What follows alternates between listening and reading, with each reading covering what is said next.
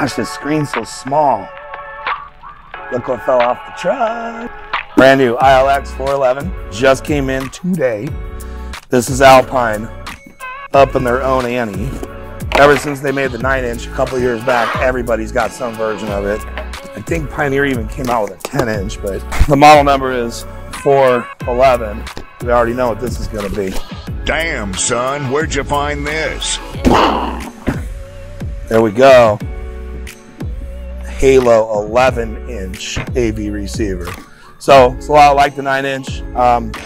Some things are different. It has a new customizable user interface. You can basically have a bunch of widgets, like 20-something widgets. You can do whatever you want.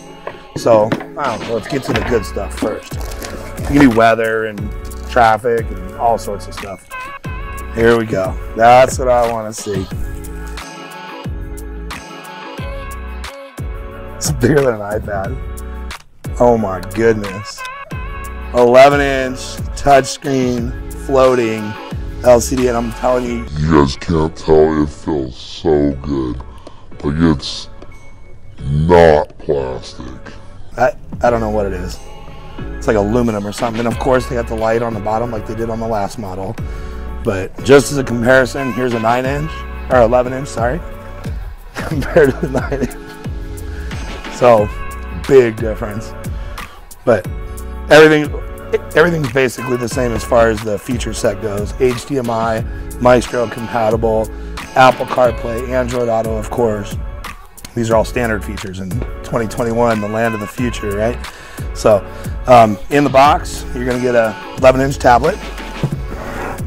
The actual brain. So this is DIN sized. It doesn't come with a cage. Don't try to cage mount it, guys. Something this big, you gotta ice them out.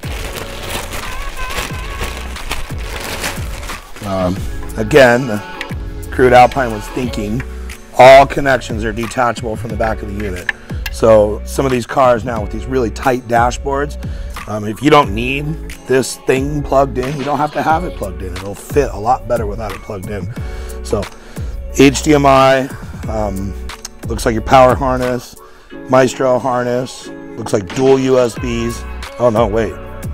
One USB, dual HDMIs. Yeah.